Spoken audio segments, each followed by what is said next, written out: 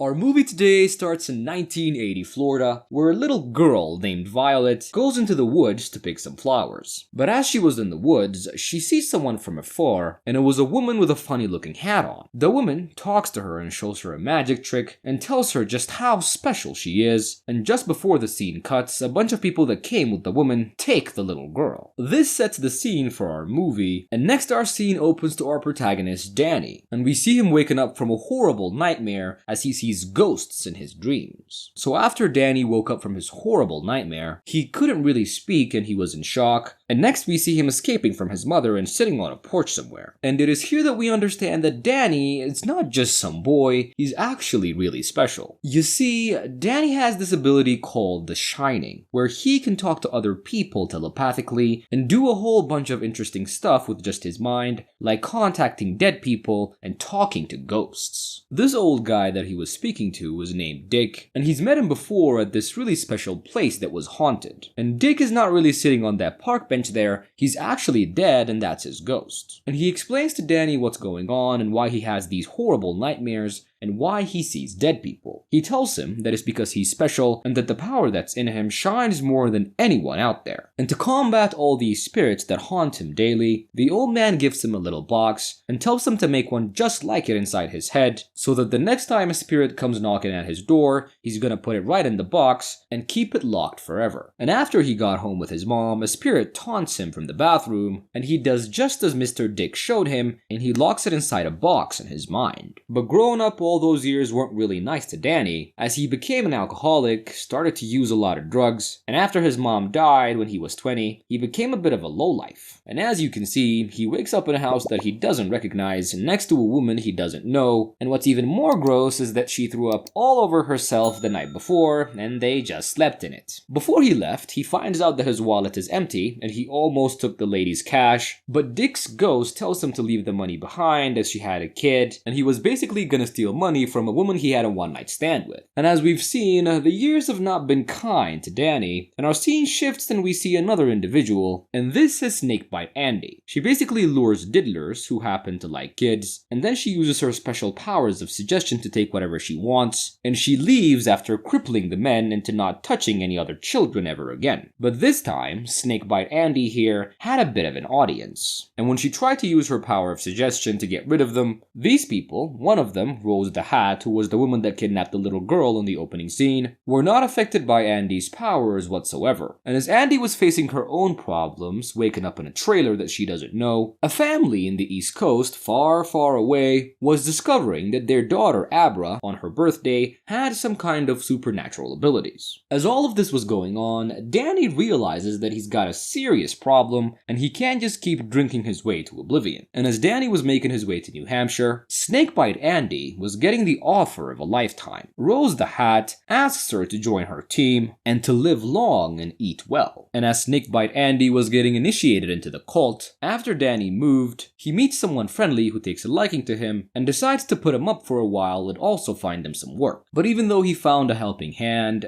Danny's problems were not going away anytime soon. He kept seeing visions of horrifying ghosts, and the only solution he had was to turn to the bottle, but this time he goes to his new friend Billy and asks to get some help. And because Billy saw from his face that he's probably some kind of addict, he takes him to an AA meeting, and just like that, he meets a Dr. John Dalton, who's first surprised by Danny's ability to just find things out, but then also starts to help him out with his alcohol addiction, and also gets him a job as an orderly. The job wasn't easy at first, but Danny finds out that he has this natural knack to help people who are on the cusp of transitioning to the other side. And even though things were a bit rocky at first, Danny spends a couple of years in New Hampshire with his new friend Billy. He cleans up his act, gets over his addiction, and he also finds a way to conquer his demons. And over these past couple of years, Danny has made contact with a pen pal, the little girl that I've told you about called Abra. She apparently has the same power Danny does, and they communicate with each other semi-regularly. And as things were going pretty good for Danny, there was still a lot of danger out in the world, namely Rose the Hat and her crew. Snakebite Andy, who's now part of the crew, now works for Rose, and we see her using her power of suggestion with this boy to lure him into a van and kidnap him. And what came after was quite a horrifying scene to witness, as Rose and her crew torture and terrify the little boy until his essence, his shine, steams from his mouth and they devour it completely. This is what Rose and her crew have been doing for centuries, and by taking the power, which is the shining, which they refer to as the steam, from all these talented and gifted individuals, they can stay young forever. But this time, as they were sucking out the life of this little boy Bradley, Abra, who was thousands of miles away, sensed and saw everything. And in turn, because Danny was connected to Abra, he felt her pain too. But unfortunately, Danny wasn't the only one that noticed. Rose sensed Abra's presence and her profound power and ability, and now she's become her new target. And even though Abra had a feeling to stay away from all this, she really didn't. She would go to school and do research on this kid Bradley, and then she would telepathically connect to the people that killed him to know their whereabouts, and then lastly, she would sneak into Rose's mind and find out where she is and who she actually is as well. When Abra was using her powers to sneak into Rose's mind, Rose would sense it, but Abra immediately kicks her out, and Rose realizes just how powerful Abra is. And the next day, Abra decides that it's time to meet her pen pal in person, and she tracks down Danny and meets him, and tells him about these really bad people that killed Bradley, but he responds by telling her to just stay away from all of it, as he has suffered a lot when he was her age, and he didn't want that for her. But this opinion that he held didn't stay with him for long, because on that very same day when it was nighttime, he gets a visit from his old friend Dick, who tells him to help Abra and to also be her guide. Abra does require Danny's help and wisdom, but from our next scene, where we see Rose the Hat trying to track her down, we realize that Abra is really mentally strong and can hold her own pretty good, as she tricks Rose the Hat and attacks her, and then invades her mind and takes all the information that she needs. And even after Abra was through with her, the bad news just kept rolling for Rose, as the oldest and respected member of their crew dies that very same night. Rose has made up her mind to track down Abra at all costs, but meanwhile, Abra was too busy with Danny, who tells his friend Billy about his abilities, as Abra guides them to where Bradley's body was buried. And as soon as he found the body, Danny tells Abra to tell her family, as Rose is gonna come after her, and she's gonna use her parents to get to her. But Abra couldn't really show her father what she can do until Danny drove up to their house, and her father assumed that he was some kind of pervert and started to attack him, and that was when Abra would invade her father's mind and show him the pain that she experienced when Rose and her crew killed Bradley. And after the demonstration, Abra's father believes her completely, and they all get inside the house and plan what they're gonna do to take down Rose and her crew. Abra lets her powers shine as much as she could, and Rose's crew, who are all armed, track her down in the woods. Snakebite Andy uses her powers to make Abra submit, but just when she thought she had her, she realizes that it was a trap, and Rose's crew all start to get ambushed by bullets coming from inside the woods, and they all start to get picked off one by one.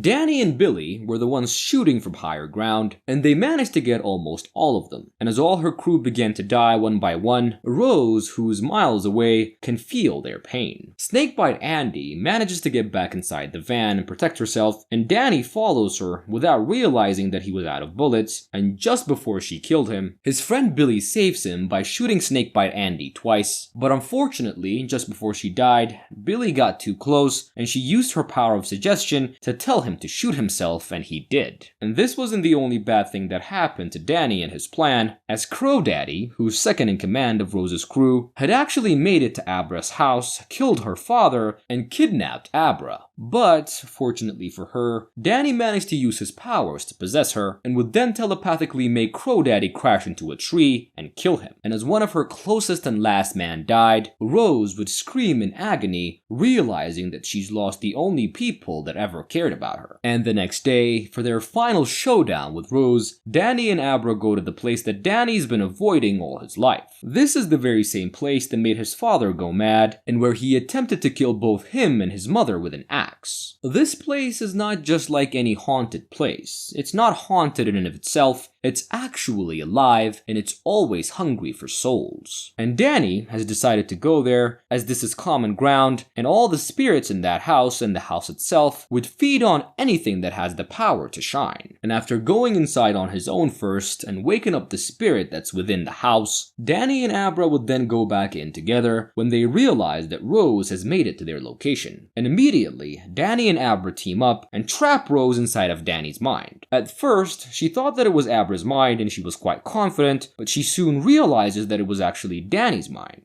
And just before he put her inside one of his boxes, she uses all her strength to break the illusion, and she then attacks Danny in person as Abra runs away. But as she was torturing him and absorbing his steam, Danny finally uses his secret plan and unlocks all the ghosts that he's been hiding inside of those boxes, and the moment they were free, they went after Rose as she had the most shine and power. But unfortunately, as soon as they've killed and devoured Rose, the spirits return to Danny and take him over. And since the haunted place has history with Danny, the spirits don't actually kill Danny, but the haunted place actually possesses him, and he goes after Abra with an axe to kill her. But fortunately for Abra, Danny didn't only have a backup plan for Rose, he also had a backup plan for the spirit that haunted the place, and he went to the boiler room before Rose came and put everything on overdrive, and in just a few minutes, Danny took control of his own body, and as he let Abra go and she left the compound, the entire place with all the spirits and Rose's body, and unfortunately Danny himself, went up in flames. But as our movie comes to a close, we see that Danny didn't actually die. His soul, his spirit, actually passed on, and he was now really good friends with Abra, and he would stay that way as long as she lived.